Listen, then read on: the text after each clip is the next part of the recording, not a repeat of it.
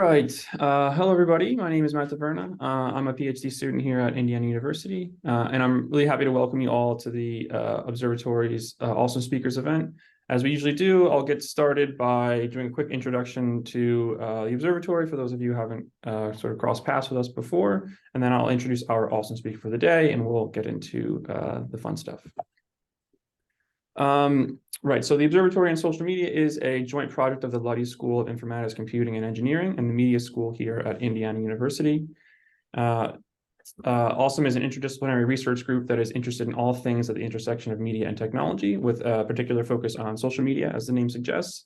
We conduct rigorous academic research, build analytical tools and software for both scientists and journalists, and work to educate the next generation of computationally skilled media professionals.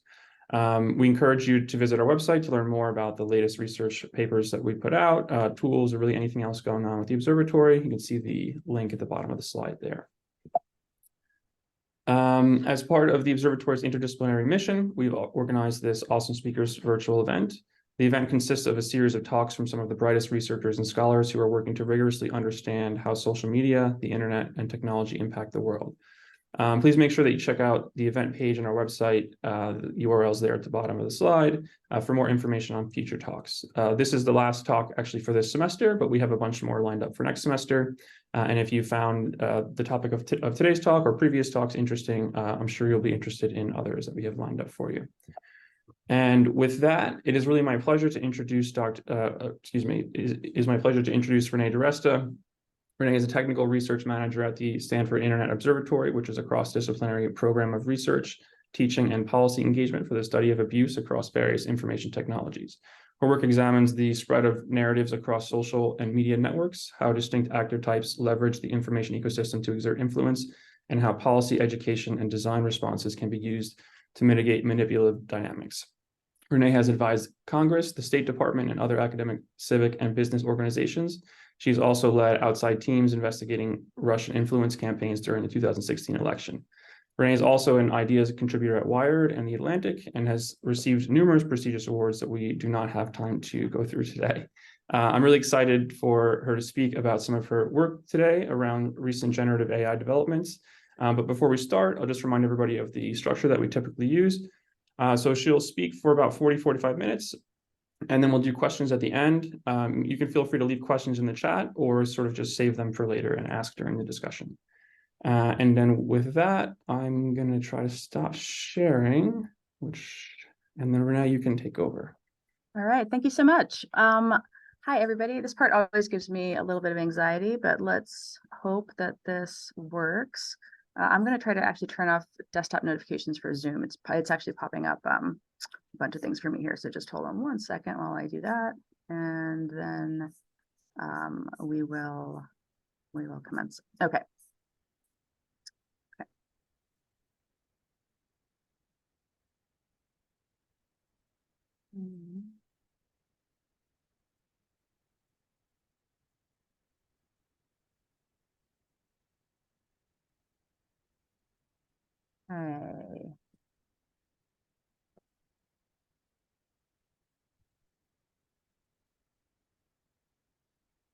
Looks good. All right, how are we looking on that end? Great. Okay. So I'm just gonna minimize this. Thank you so much for having me here today. I am honored to be a guest of OSoMe and a fellow institution with Observatory in the name. So I'm the technical research manager at Stanford Internet Observatory, and today I'm going to talk about some impacts of generative AI. So generative AI technology has reshaped the landscape of disinformation and influence operations, which I think is what many of us in the community have worked on for a long time. But the effect of Unreality extends far beyond these domains. Just as social media altered the capacity for distribution, generative AI has transformed the capacity for creation. And in this talk, I'm going to explore how the ability to create virtually anything has significant implications for trust and safety on digital platforms, particularly in the realm of child safety. And I want to emphasize that these changes are not mere hypotheticals. They have already begun to reshape our online environment.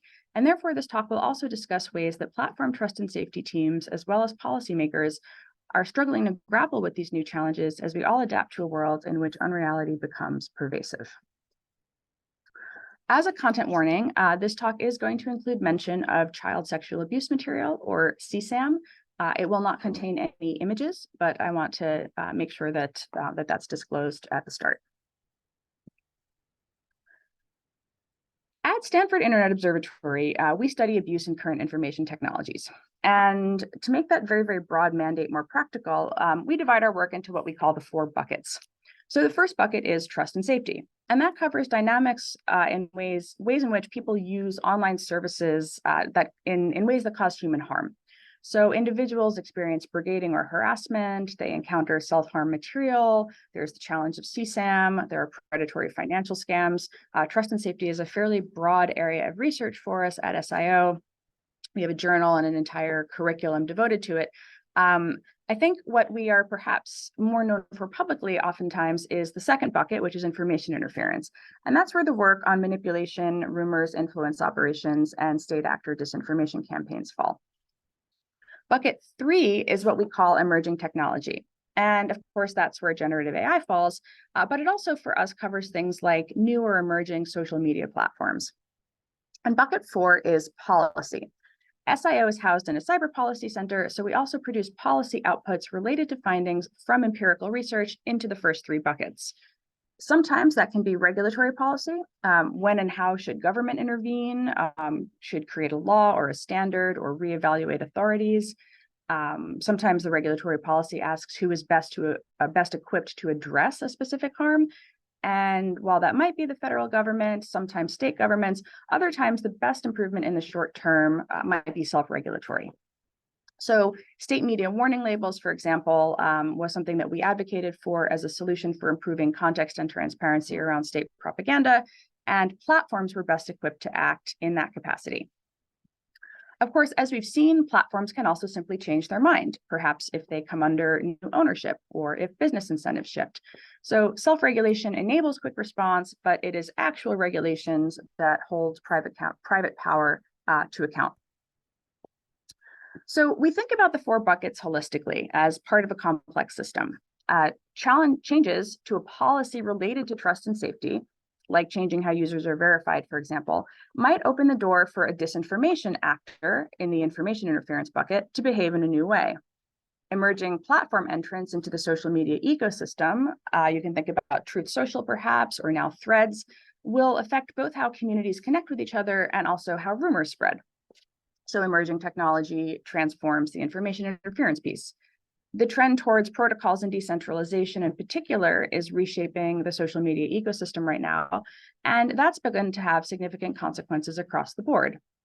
So there are some positives, meaning moderation will shift down toward the community level, which offers some upside, perhaps, towards addressing legitimacy challenges associated with content moderation.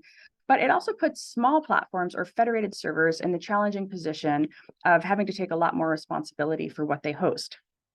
And when, for example, child exploitation content appears on those servers, there are some very serious ramifications.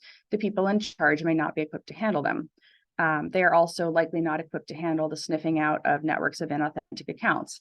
So again, as we have a technological shift, we have impacts, downstream impacts in trust and safety and in information interference. So today I'm going to talk about the cascading effects of generative AI and its implications not only in information integrity, which I think many of the people who are watching this webinar have likely written papers on, but on trust and safety. And that's because as we begin to have policy conversations about AI, as the executive orders and legislative drafts and roundtables commence, I think that the trust and safety consequences deserve far more attention than they're currently receiving. So this is a talk that explains our work in understanding generative AI in the trust and safety realm. And really what I'm trying to do here is help people who think about it in the information interference realm see some of the connections and commonalities. So generative AI, colloquially, refers to systems that generate content indistinguishable from human output, often in response to a text prompt. The adversarial use of generative machine learning models has been recognized in the study of mis and disinformation for quite some time. So historically, generative adversarial networks have been used to generate realistic looking, although relatively easily detectable avatars for fake accounts on social media services. And most people who work in disinformation research are very, very familiar with these. We've all seen the this person does not exist faces that have made their way into social media avatars used by state actors and domestic actors all over the world. However, with the release of freely available conditional diffusion models, such as DALL-E, Midjourney, and Stable Diffusion, visual generative machine learning models became more flexible. They became more user-friendly, and they became capable of generating elaborate scenes based on user-supplied textual prompts. So you can imagine the diffusion model as kind of a smart computer artist. First, it learns from pictures by adding a bit of mess to them, like digital doodles, and then it cleans up the messy pictures until they become clear again. And so that's this process of forward diffusion and reverse diffusion. That was actually GPT-3's metaphor. Then the artist can also follow instructions, like when you tell it to make a picture with certain details, or it can avoid certain things that you don't want. So we'll talk a little bit about positive and negative prompts in a little bit. So text prompts or source images help to guide the model from the random seed to an image with characteristics specified by the input. This is actually an example of positive versus negative prompts here, or the same prompt given with negative prompts included. There's a Stable Diffusion community on Reddit, and one of the things that is very handy about it is users will go in there and they will share what they're trying to do, and then the prompts that they get, the prompts that they use to generate their artwork. And oftentimes what you'll see is discussion of what to use as both positive prompts and negative prompts when you're engaging with Stable Diffusion. So in this case, models can be, you can specify what kind of effects are undesirable in the output. So this can include requesting that the model exclude a certain art style, don't give me cartoons, don't give me monochrome. It can request no image artifacts. It can actually specify things like no extra fingers, no distortions. There's a whole litany of negative prompts that you'll actually see in Stable Diffusion. And interestingly, this is an example of a user posting what he got when he made the positive prompt. And then when he added the negative prompts to it, and he has an entire series of how much the negative prompts, including things that you might think would be fairly obvious, like no extra fingers, really do clarify and improve the type of the outputs. So these systems are no longer novelty content producers. While in the past, they featured inaccurate hands or uncanny valley skin, surfaces, and lighting conditions, they're now both democratized and increasingly highly refined. So many communities exist where people are sharing prompts and sharing techniques. And while the overwhelming majority of them are, just artists like this trying to figure out how to make better art, some of the things that we're going to talk about are environments in which the prompts are not quite so harmless. So the state of the, kind of the state of where we are now is that we have these models that are capable of producing highly realistic content, perhaps not yet a full real world scene that would be useful for a disinformation campaign, but increasingly refined for images of individuals.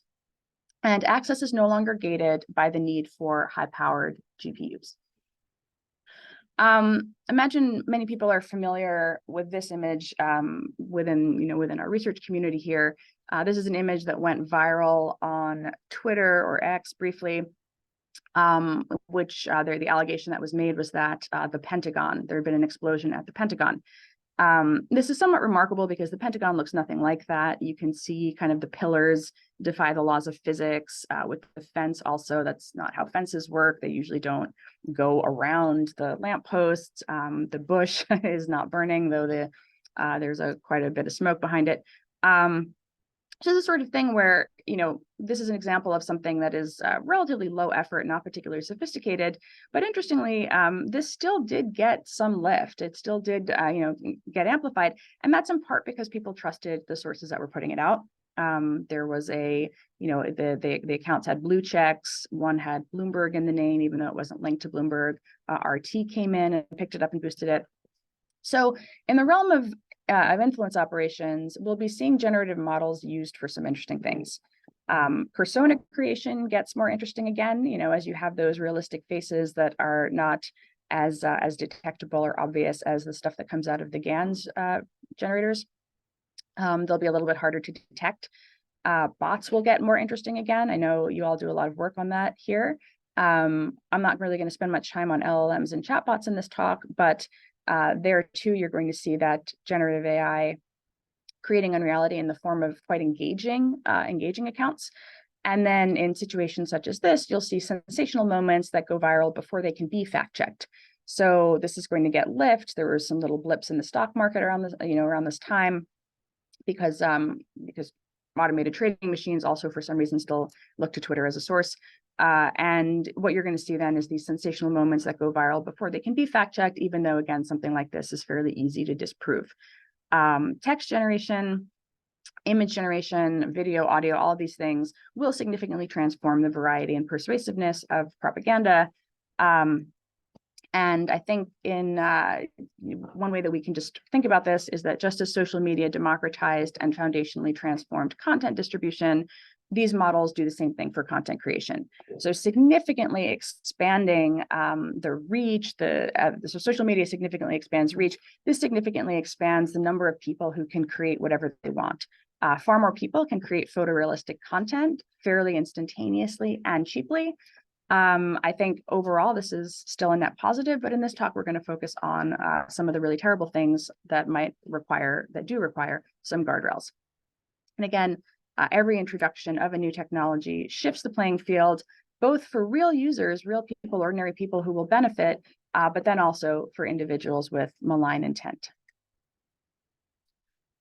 So, of course, in IO, one question that we often ask ourselves is whether it's the content, that is persuasive, right? Or if it's the existence of, sometimes in some ways, even the awareness of the fact that there are influence operations out there that shift how people relate to what they see on the internet.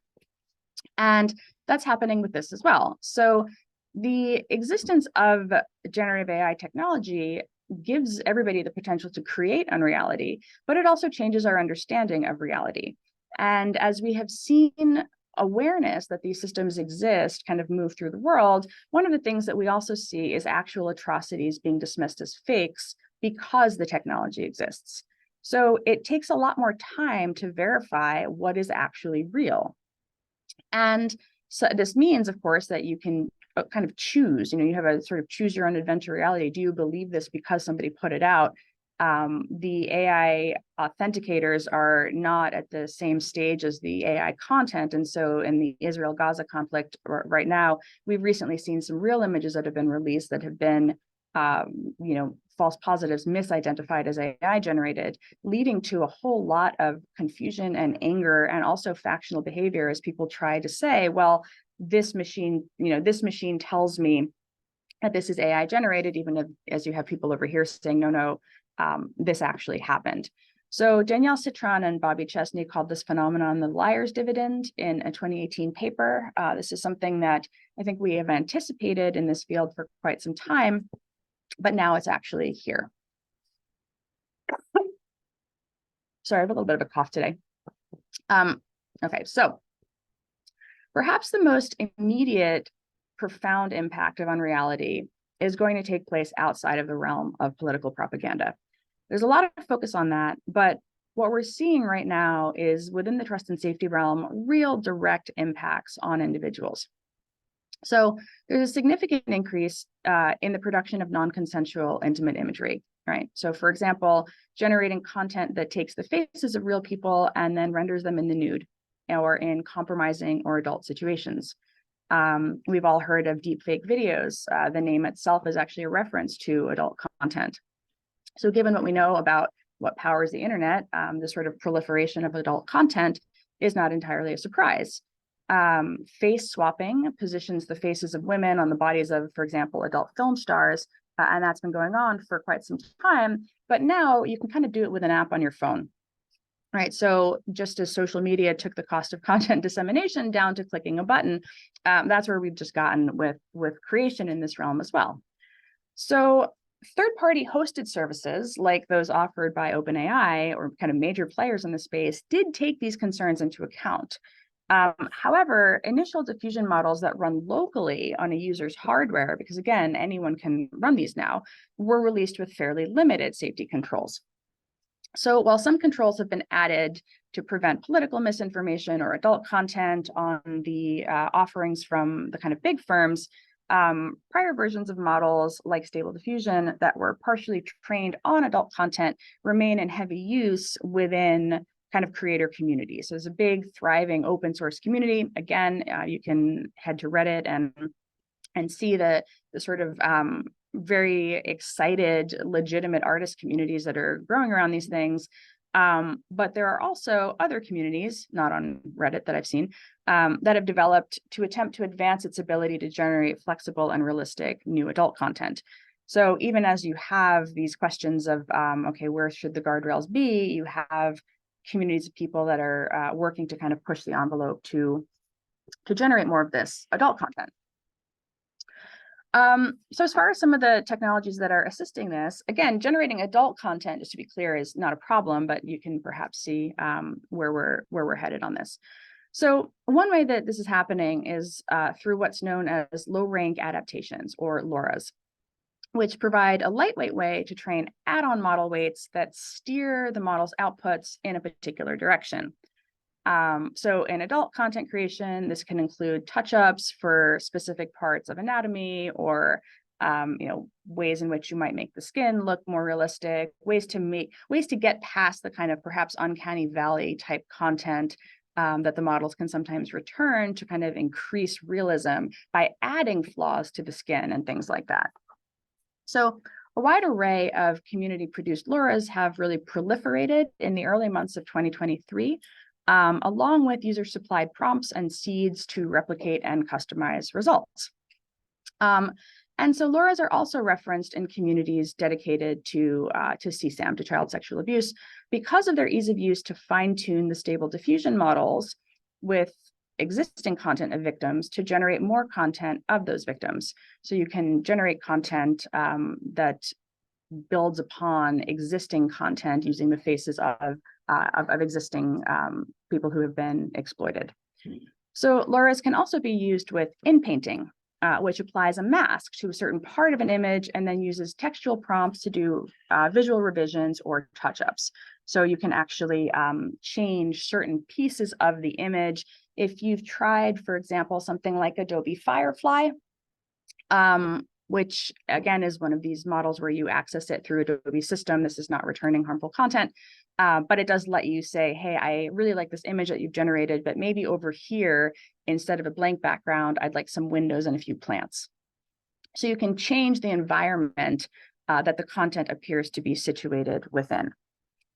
So LoRAs can also be used to replicate the likeness of a particular person or fictional character, which gives results that may be difficult to achieve with a base model, particularly if the person is not well known.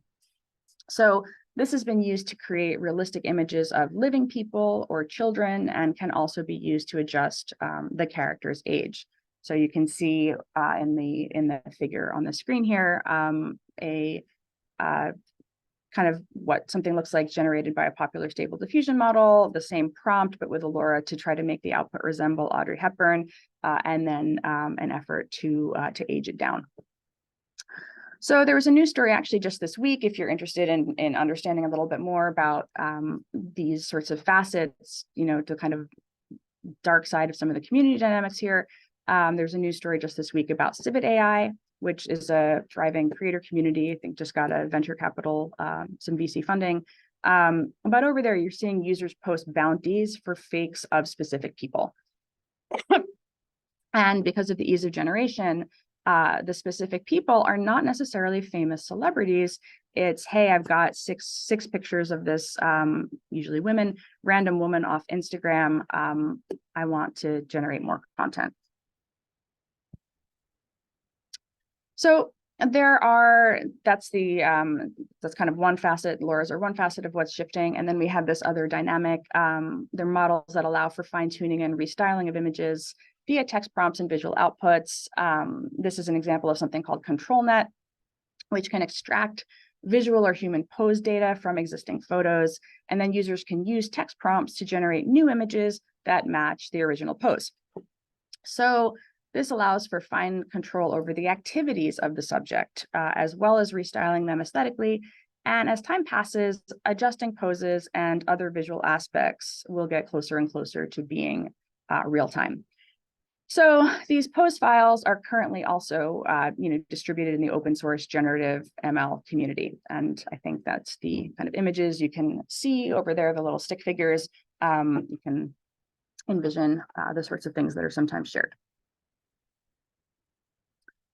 So with the pace of technological and community development, it is likely that in under a year, it will become significantly easier to generate adult images that are indistinguishable from actual images. So what does this particular facet of Unreality mean? Well, so this presents a number of challenges, and this is where I want to focus in. While there's a lot to talk about here, I think there's some efforts being done to consider this in the context of non-consensual intimate imagery with adults, which is a very, very real threat and a real harm. The White House Gender Policy Council actually held a gathering about this on Monday. And so what you are seeing is this, the regulators beginning to recognize the significant harms that people who are targeted in this way face, because when that content is generated, it sits up there on the internet. Sometimes what you'll see is people will attach the person's name to it. If they're not a prominent public figure, that will become a top result returned for their name, leading to embarrassment, leading to humiliation, to sort of re-victimization as the content continues to spread. It's very, very hard to get it taken down. A lot of the content, you'll see sometimes YouTubers and content creators who produce content wholly unrelated to adult content.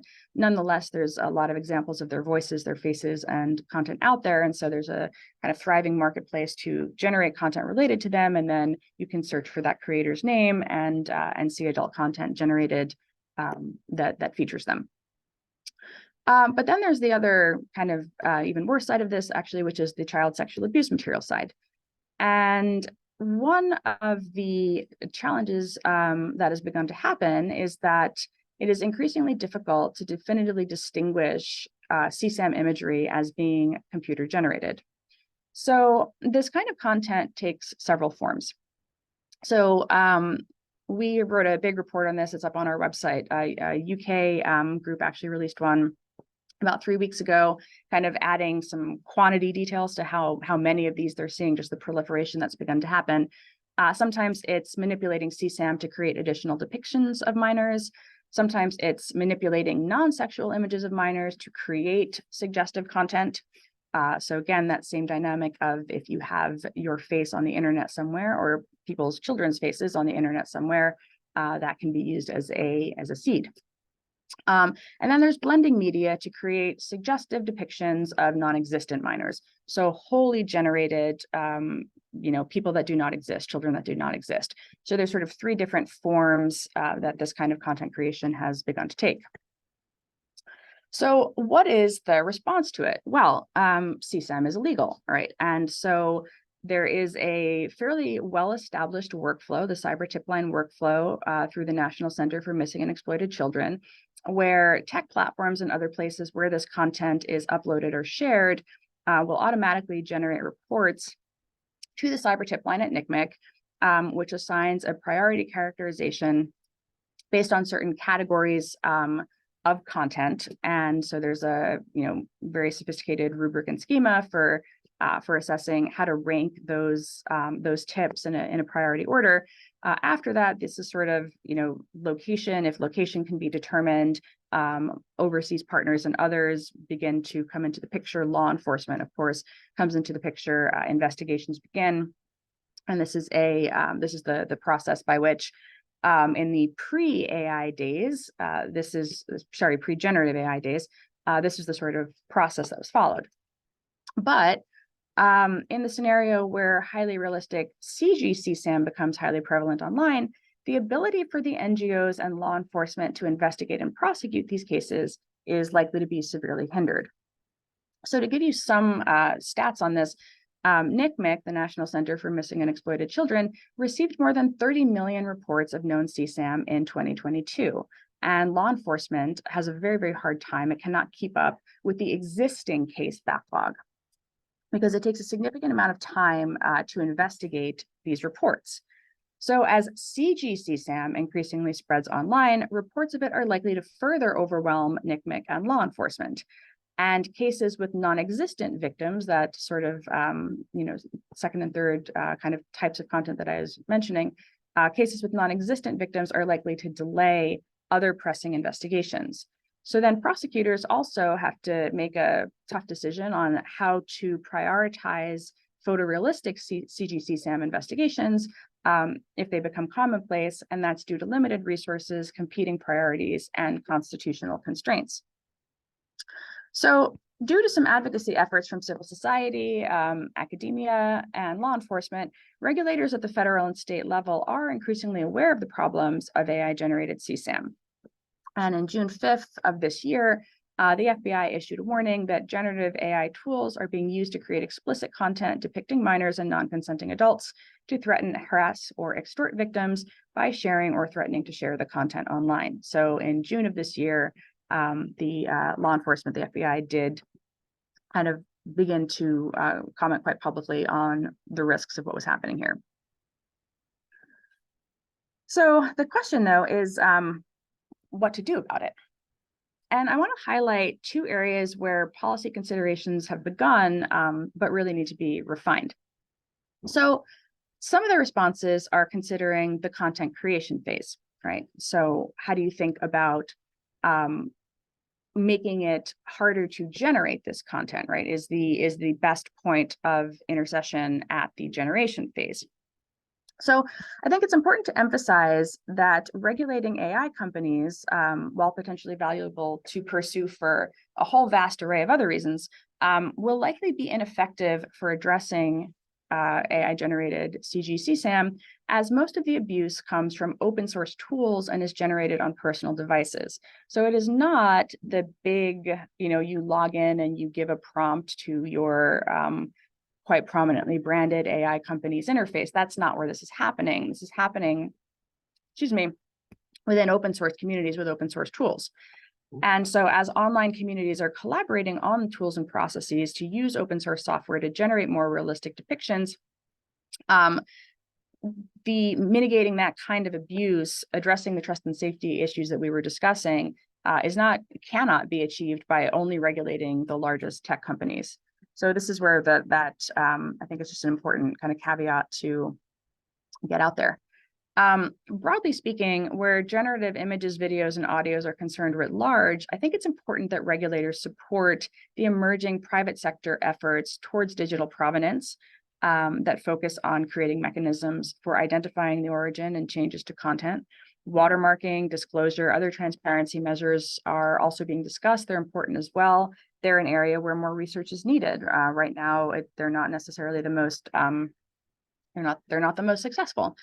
Content provenance efforts and watermarking, however, will not be a panacea for this particular problem. So I think, again, when we think about regulatory efforts, a lot of the suggestions that are being made with regard to thinking about mainstream content creator production of content for disinformation content, perhaps, or just propaganda, what have you, as people are thinking through what guardrails on systems should be, this is actually an area where a lot of the watermarking and a lot of the very positive things that are in the pipeline related to provenance are not going to solve this particular problem. So then you look to something more like law enforcement and ways to use hashing to find this content and prevent it from being distributed, because creating content is step one, and then disseminating content is step two. And so as tech platforms are thinking about and supporting provenance and watermarking initiatives, one reason for that is because they want to know when there's AI generated content on their system. In this particular case, just as CSAM production and distribution networks are actively monitored by law enforcement, CG-CSAM production forums could also be monitored, and then perceptual hashes of the material that is shared on those forums could be added to separate hash sets. excuse me, so this could allow platforms to detect and remove future uploaded CG-CSAM content. Platforms themselves could also contribute to the hash sets. This is currently the case with other hash sharing systems, like ones related to terrorist content that are shared through participation in the Global Internet Forum to Counter Terrorism, GIFCT. So this material can also be analyzed then for trends in models and parameters, as well as potentially used for training of detection models. So there is going to be this kind of Red Queen problem where creators advance and detection lags a bit, and you work as hard as you can to kind of stay in the same place. But I think that these types of investigations, hashing systems, particularly hashing systems differentiated by CG, specifying this is AI generated, is actually a very important endeavor and an area that where much more research is currently needed. This is a example of I think this one was Mastodon. This was on the Fediverse, from our report on the Fediverse. People are offering to share content, right, to sell, to kind of distribute their AI generated content. So you do see people trying to market their wares kind of all across the internet. And again, these are areas where that kind of detection right now, unfortunately, moderators on the Fediverse, who are usually volunteers, are not necessarily out there looking for this stuff. And so as the world moves into a more federated social media environment, considerations like this are going to become more significant. As far as legal remedies, though, as far as, what do you do about these sorts of things? More resources should be dedicated to NCMEC, right, to assisting investigations. Solving that backlog problem is something where a congressional regulator could quite clearly, increase a budget line or do more work to help the organizations that are responsible for triaging. So this is the question now of what happens once the content has been created. Kind of part one is this, what do you do about the creation? Part two then is what do you do about the legal responses? And that's where we can make some arguments that things that are illegal offline should be illegal online. So, whoops, I just, sorry about that, scrolled on the wrong thing.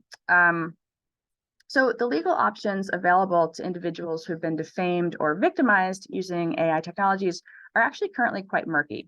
So in July of this year, Senators Ossoff, Democrat from Georgia, and Marsha Blackburn, Republican from Tennessee, wrote to Attorney General Merrick Garland, calling for the DOJ to increase resources and develop strategies to prosecute cases dealing with AI-generated CSAM specifically. So we're beginning to see senators and regulators recognizing that DOJ and others should be treating this as a particular distinct problem and that this content should be illegal.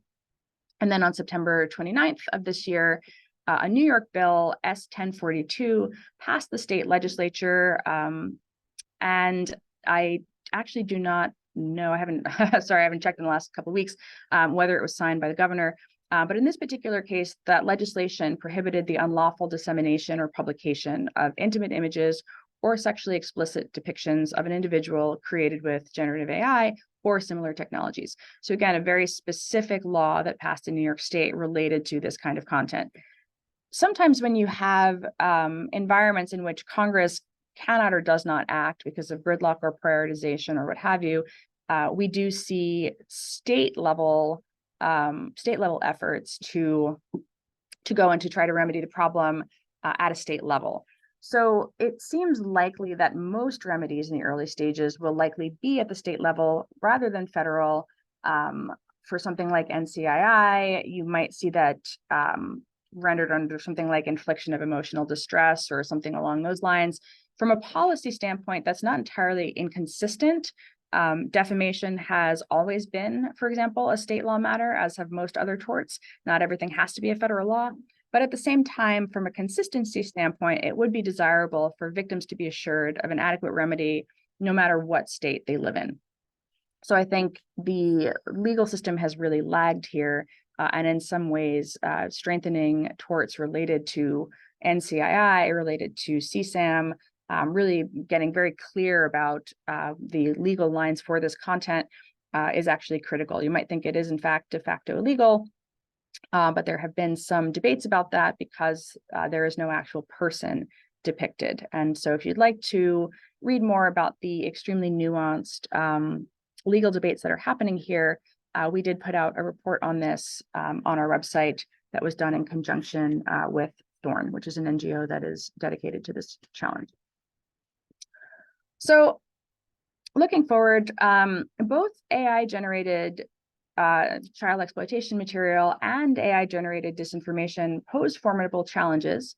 They demand a nuanced understanding of the risks involved and thinking through what a comprehensive regulatory response would look like, right? Disinformation, the content is not demonstrably illegal, right? It's probably going to be treated quite differently. But in this particular case over here, the question of legality is blurry, but a little bit more clearly regulatable on the content front.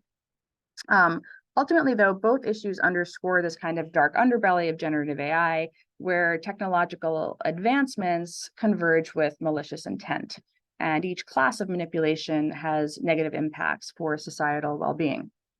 So the sophisticated nature of generative AI makes it increasingly difficult to detect and combat these challenges. And as the technologies evolve, traditional methods of identification and moderation become a lot less effective, requiring innovative and adaptive responses and requiring quite a bit more research. There's a need for both technological mitigations as well as regulatory responses. Effective regulations must address the misuse of generative AI in both CSAM and potentially in disinformation, recognizing that shared technological foundation. I think policy should be agile enough to adapt to the evolving landscape of AI-driven threats, with an emphasis on international cooperation to tackle these issues at a global scale. And I want to thank all of my excellent colleagues at SIO, many of whose work has been discussed in this presentation, and I'm happy to take some questions.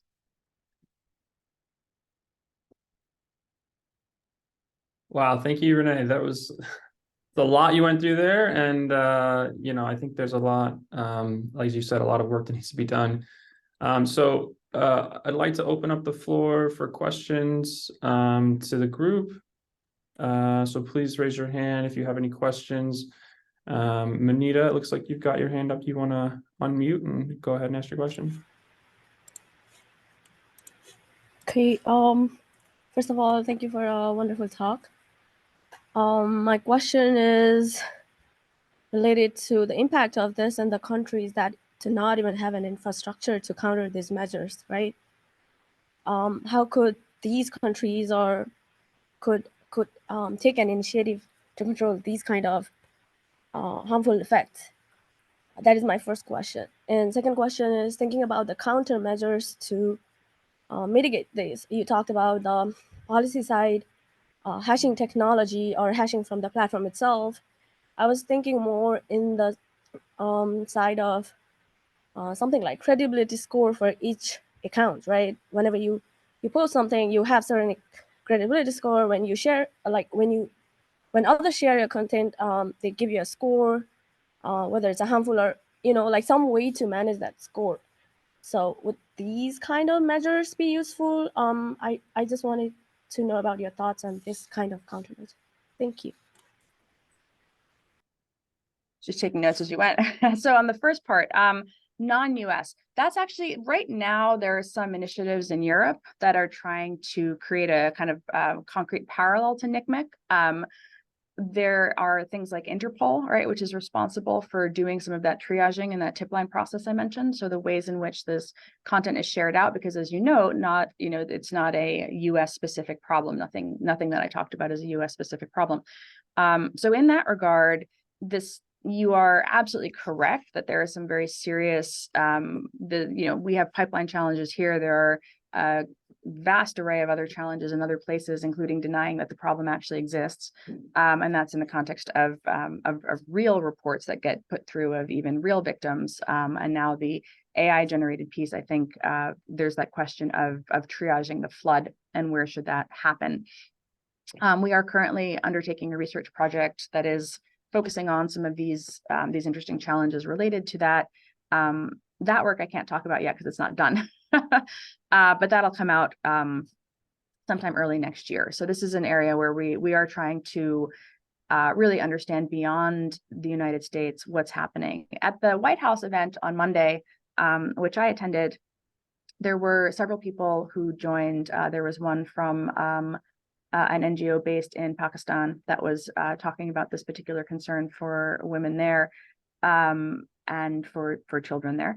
And one of the questions, I didn't talk about it in here because, you know, time constraints, is actually the question of education, right? You know, for something like CSAM, I feel like there are some very hard lines. That's my opinion. But for something like the NCII issues for women, who, when you search for them, that's their top result on Google, all of a sudden explaining again the existence of the technology, how it works and how it is being used to harm women in these ways, I think is something that was not very much front and center in the public conversation. Even in 2018, Danielle Citron, who coined that liar's dividend term, much of her research has focused actually on exploitation in cyberspace. And so she and Marianne Franks and others are scholars in the field, legal scholars, who are actually asking these questions around what would the legal remedies be, while there are others who are saying, how do we make it, you know, how do you make clear to the public that that this is something that is happening, while recognizing that as you increase awareness, people then use awareness to deny real content that is out there also. And so this is a very thorny, challenging problem. Your other question related to credibility scores for accounts. This is a very interesting thing, and I'm not sure where, you know, how social platforms will come down on it. I think that you're going to see some market reactions to this, meaning there was, you know, when I started using GPT-3, I think back in 2019 or so, was when we got access. One of the things that I was very curious about, because the images, the videos, the audios, there are still certain tells, right? There's still certain ways that you can see that something isn't authentic. With text, that becomes a lot harder. And so what I thought was very interesting was this idea of proof of person. And I didn't present on our work on large language model generated content in this talk. That's also kind of up on our website. But in that particular case, the idea that there might be some platforms that emerge that really try to do verification or think about credibility scores, or what we called persistent pseudonymity, right? Something like Reddit, where there's a kind of, again, community verification. In addition, maybe there's ID verification. Not everybody's comfortable with that. It won't work everywhere. Maybe on some platforms it does. But then you also have things like persistent clout and community kind of upvoting that indicate that somebody's a real or authentic or valuable contributor to the community and isn't a machine.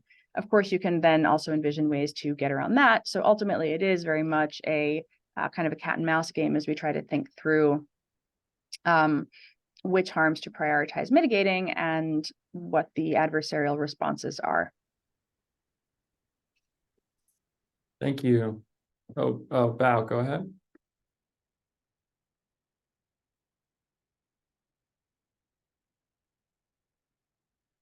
Oh, yeah, sorry, I was trying to unmute. Hi, Renee, thank you for the talk. So there are, so I know this talk is focusing on CSAM, but I want to ask a question about the misinformation, disinformation realm.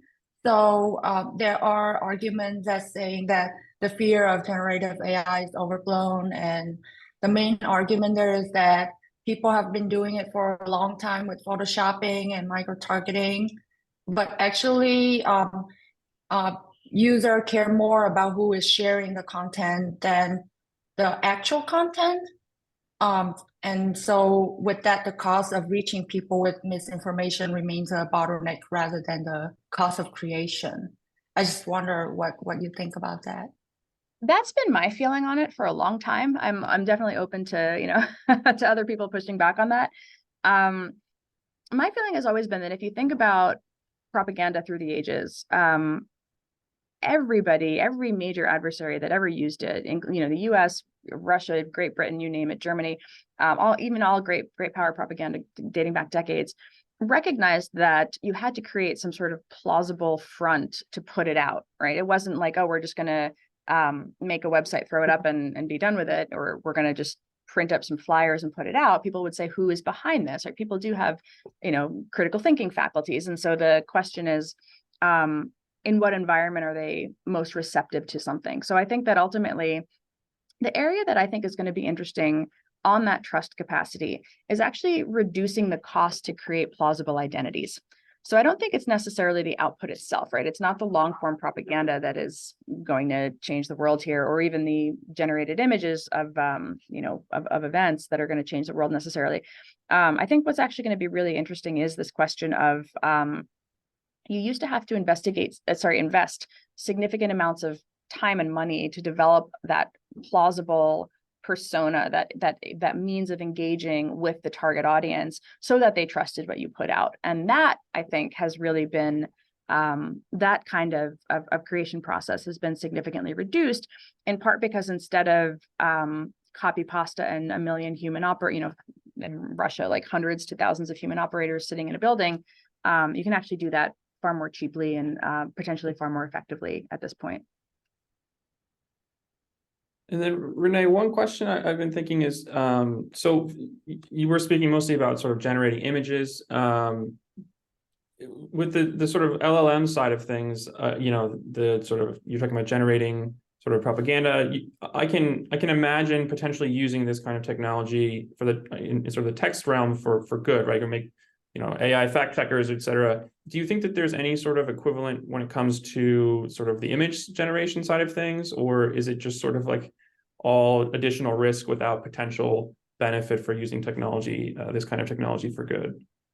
People seem, we have a couple of projects going on at Stanford right now in the, Dave Wilner, who is the head of trust and safety at OpenAI, is a fellow in Cyber Policy Center this year. And a few others have kind of that worked on this topic as, as kind of practitioners and developers are there now thinking about what is it useful for.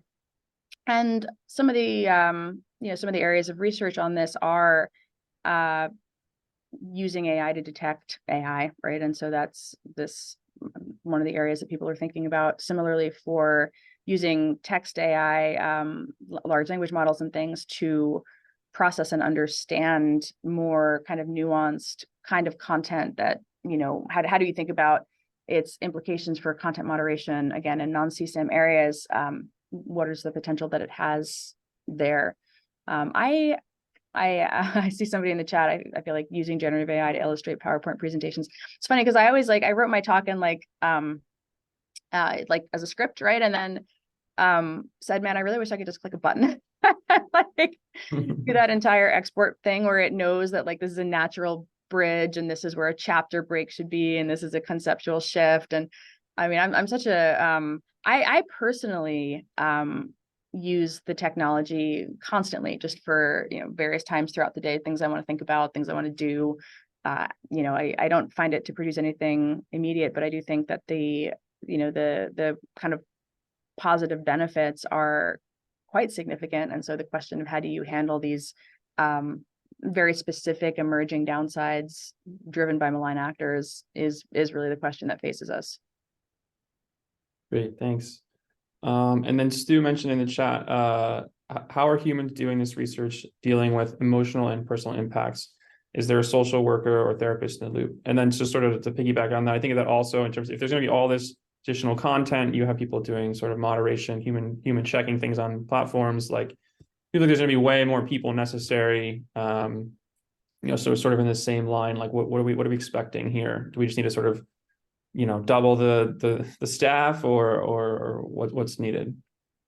So first of all, we have infrastructure that we've built at SIO that ensures that people do not see the imagery. And so that's really kind of key part of this. And that's both for a kind of known and likely content. And we do file reports to NCMEC ourselves when we are doing ingest on a platform and, something hits a photo DNA hit or something along those lines. And so, so in that regard, I think there's a lot of questions related to resilience and trust and safety work that are very, very important. Sometimes that takes the form of, for the human moderators, of course, the humans that see this content, the kind of frontline workers at platforms. And actually, to kind of tie this into a prior question, that is actually another area where AI mods is really considered to be something that's potentially quite valuable, right? Because, saying, this is what I think this content is, and having an AI generated kind of first pass on it that then uses certain techniques that render human engagement with the content, more mentally safe, I think is a big area of potential impact here, right? Ways to do this with machines. And so in that regard, I think, there's a lot of potential. As far as other things, just kind of people who do trust and safety research at SIO and elsewhere, there are a lot of resilience training resources that I think are very important, particularly if you have a team that's beginning to work in the space. And I'm happy to share those and point people to them. Great, thank you. Sohan?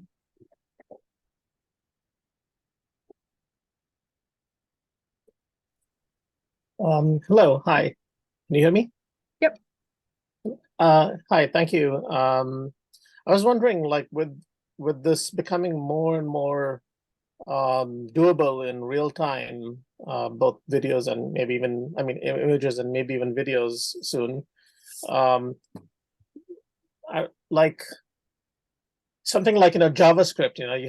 You can send certain specifications to it, and it'll do whatever, like in real time, right? Like an image or something like that, or any kind of something that can be done on the client side, basically.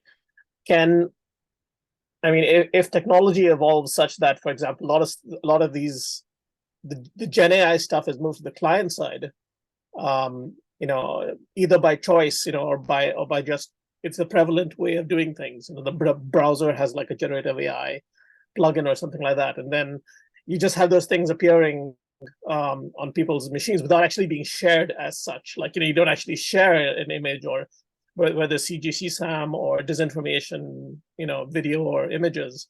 Those things are just like rendered by the programming or by the markup on the client side. So just wondering if you have like thoughts about that and what could be done about that. I haven't worked in that area specifically myself. I think, do you mean as people engage with it kind of in real time on their machine, but just the way that it arrives to them? In terms of what I was talking about, you're not going to accidentally see, like the likelihood of that accidentally kind of coming to you through some sort of engagement with an online tool is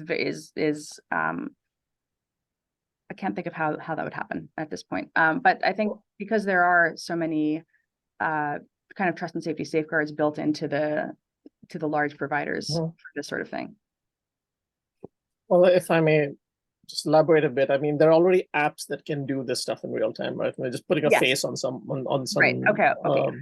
Things like that. So if that becomes like a common, something built into like HTML5 or something like that, and you can have images that appear in, say, articles or things like that, which use that maybe to good ends. But then like that's also used by bad actors to manipulate people or things like that, using that, it's like some kind of a markup, like how you have, I don't know, Flash or things like that, technology like that. Yeah. Now this makes sense. Sorry, I thought you meant the user was doing it, and I was trying to envision how that would work. It's an interesting threat vector. I hadn't really thought much about that. I think, yeah, I had to think about that one a little bit more. I don't think I have a ready answer for you right now. It's definitely an interesting potential approach and threat vector that I hadn't actually considered. Thank you. All right, we are out of time. So I want to thank everybody so much for coming, and particularly thank you, Renee, so much for a really interesting and informative talk. But yeah, please give Renee another Zoom clap applause, and we'll say goodbye. Again, we'll have some more talks next semester, but we are done for the rest of the semester. So hopefully we'll see you guys in a few months. Thanks so much. Bye, everyone.